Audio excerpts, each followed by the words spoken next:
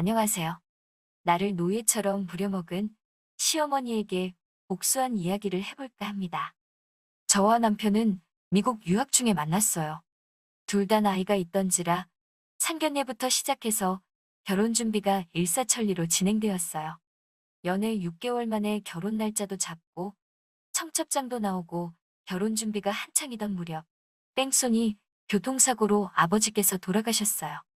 아버지의 사업도 바로 내리막길로 들어섰고 그로 인해 빚독촉을 당하게 되었습니다. 평생을 주부로만 살아온 저희 어머니는 어쩔 줄 몰라 하셨고 저 또한 이렇게 빨리 아버지를 잃게 되리라고는 생각지 못했었기 때문에 손쓸 틈도 없이 다 잃었어요. 제 인생이 이렇게 흔들리고 있을 때 제 약혼자는 공기업의 연구원으로 입사를 했어요. 내가 사랑하는 사람이 잘 되는 모습을 보니 누구보다 기뻤고 의지가 됐어요. 그러던 와중에 갑작스러운 시어머니의 호출로 저는 시어머니와 따로 만나게 되었어요. 시어머니께 집안 사정을 솔직히 말씀드렸어요. 시어머니는 괜찮다 하시면서도 이제 자기 아들이 좋은 곳에 취직을 하니 주변의 기대도 크고 보는 눈도 많아졌다며 신경 좀 쓰라고 하시더군요. 그러면서 예단 목록이 적힌 봉투를 건네주셨어요. 씁쓸하더라고요. 집에 돌아와 친정 엄마와 함께 예단 목록을 확인해 보니 고급 외제차에 예단비만 3억을 요구하더라고요. 그러면서 강남 아파트 한 채 값은 어렵더라도 반반은 부담했으면 좋겠다는 당부의 말씀까지. 제 여동생은 이 결혼 깨자는 거 아니냐며 어이없어하고 화를 내더군요. 결혼할 생각이 없는 것 같다면서요. 저는 다음날 약혼자를 만나 시어머니가 주신 예단 목록을 보여주며 이거 자기도 알고 있었냐고 물었어요. 그러자 약혼자는 어머니가 예단으로 이렇게 해오라고 하셨어? 그렇구나. 근데 다들 이 정도는 하지 않아? 라며 갈등 없이 준비했으면 좋겠다고 자리를 피하더군요. 그날 이후로 약혼자와는 연락하기가 점점 어려워졌어요. 항상 제가 회사에 찾아가고 연락하고 그랬죠. 왜 연락하기가 이렇게 힘드냐고 하면 매번 약혼자는 진급한 지 얼마 안 돼서 그런 건데 이해를 왜 못 해주냐고 짜증을 내더군요.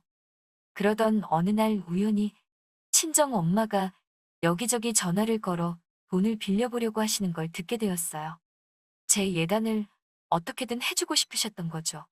그렇지만 엄마의 그런 모습을 보니 차마 더 이상 이 결혼을 하겠다고 우길 수가 없었어요. 그래서 시어머니를 만나 이 결혼은 어려울 것 같다고 말씀드렸어요. 그러자 시어머니는 그렇다면 어쩔 수 없지 않니? 그래도 청첩장 돌리기 전에 말해줘서 고맙다며 자리를 일어나시더군요. 조금의 아쉬움도 보이시지 않는 시어머니를 보니 이게 시어머니가 원하시던 거라는 걸 알 수 있었어요. 그날 밤 엄마에게 나 이 결혼 안 한다고 했으니까 돈 안 빌려도 된다고 하자 엄마는 돈은 어떻게든 해볼 테니 걱정 말고 결혼하라고 하시는 거예요. 저는 이제 더 이상 돈이 문제가 아니라고 더 매달리면 우리만 불쌍해진다고 소리치고 말았습니다. 그렇게 며칠을 방에서 혼자 미친 사람처럼 멍했다 울었다를 반복한 것 같아요. 야속하게도 제 약혼자는 미안하다는 카톡 한 번 남기고 더 이상 연락조차 없더군요. 그러다 저는 병원에 결국 실려가고 말았습니다.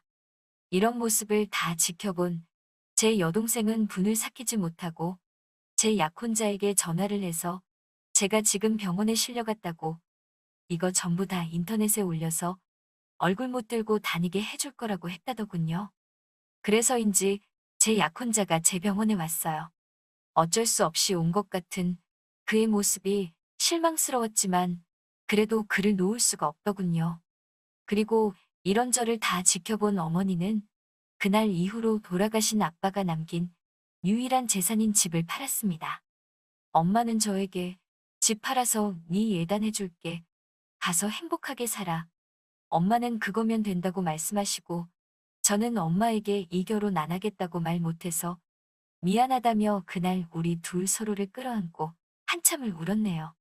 그렇게 퇴원과 동시에 저와 약혼자의 결혼 준비가 다시 시작되었어요.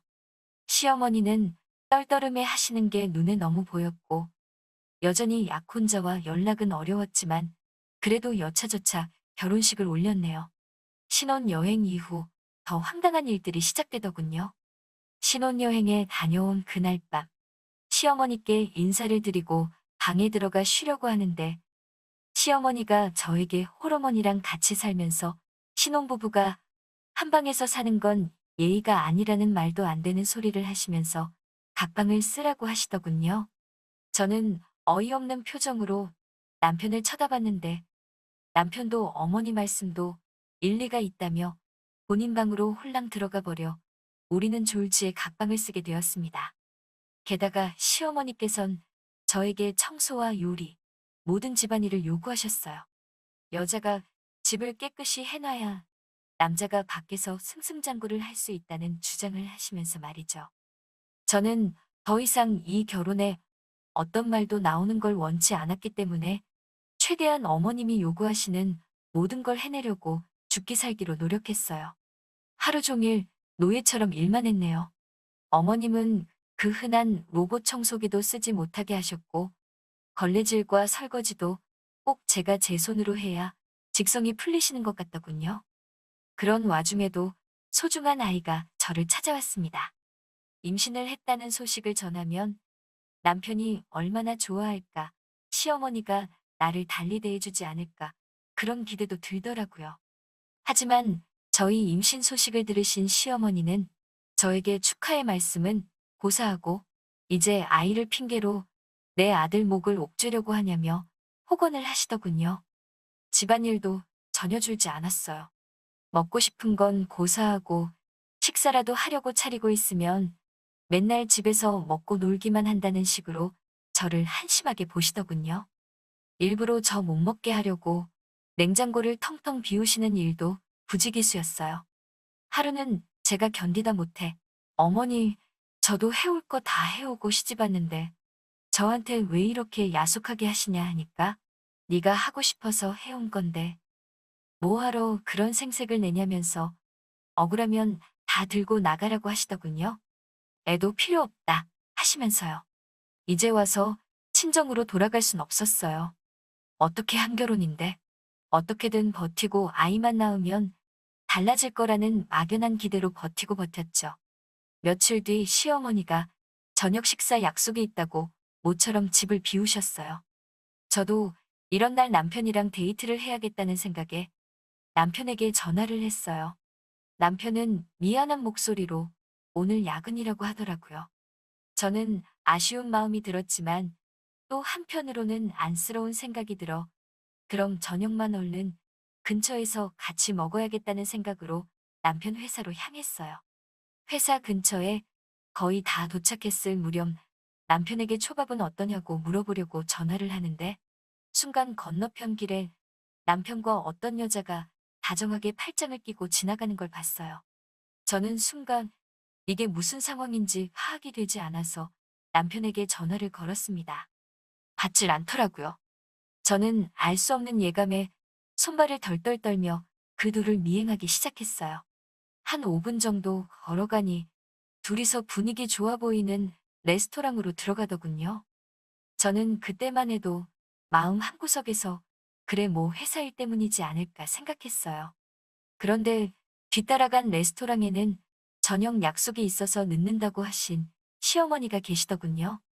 셋은 이미 여러 번 같이 본 적이 있는 사이 같았어요. 시어머니는 저에겐 한 번도 보여주신 적 없는 밝은 표정으로 그 아가씨의 이름을 다정히 부르며 이야기를 하고 계셨어요. 저는 그 상황을 믿고 싶지 않았지만 그들의 대화를 들으면서 비로소 모든 걸 알게 되었습니다. 그 여자는 남편의 동료이자 내연녀였고 시어머니는 그 내연녀를 마치 며느리 마냥 생각하고 계셨던 거죠. 시어머니는 우리 아들이 너를 먼저 만났어야 하는데 찰거머리 같은 저를 만나서 청춘을 낭비하고 있다며 혀를 차시더군요. 저는 그 길로 집에 돌아왔어요. 냉정하게 판단해야 한다는 생각과 동시에 뱃속에 있는 내 아이가 너무 걱정이 되더라고요. 하지만 지나친 스트레스를 견디지 못하고 전 결국 일주일 뒤에 유산을 했습니다. 그러자 시어머니는 M이라는 사람이 지 몸도 똑바로 관리를 못해서 애가 죽었다며 폭언을 퍼부으시대요.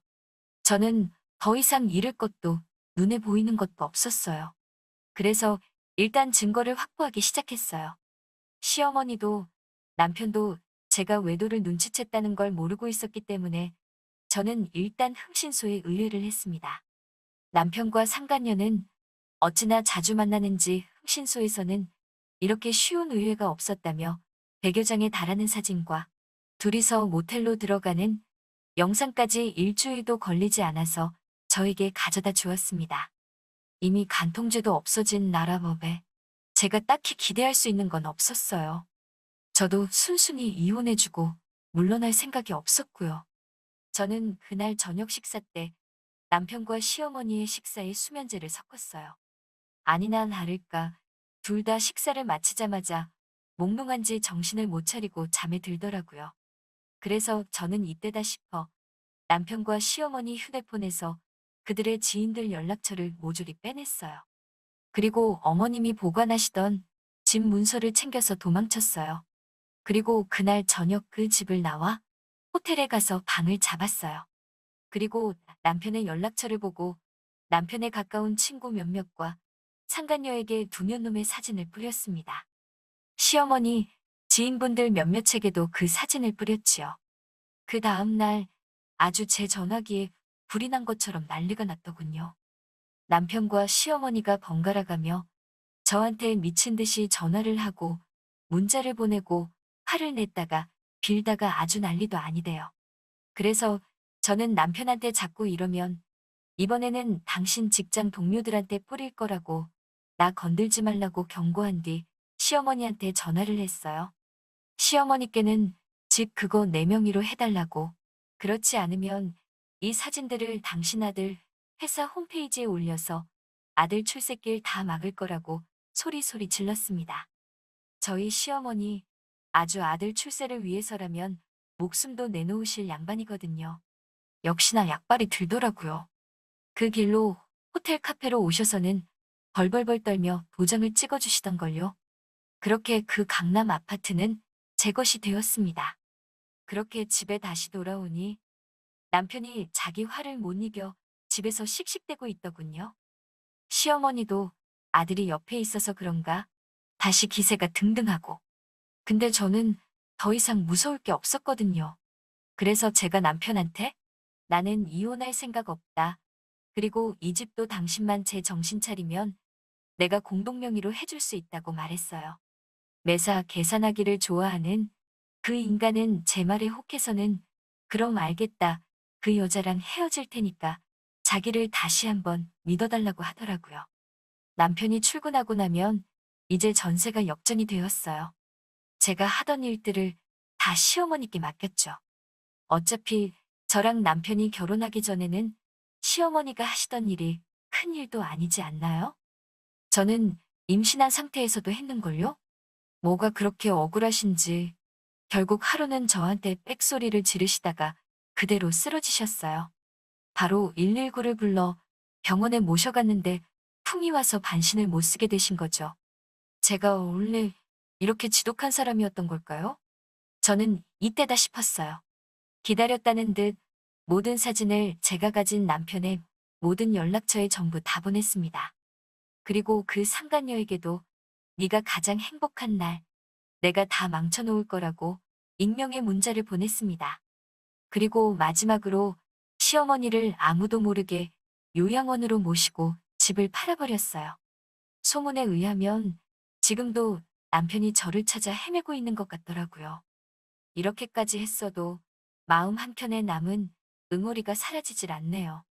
저 정말 나쁜 사람인 걸까요? 오늘 사연은 여기서 끝입니다. 긴 이야기 들어주셔서 감사합니다. 좋아요와 구독 눌러주세요. 사연 요청 및 제보 받습니다.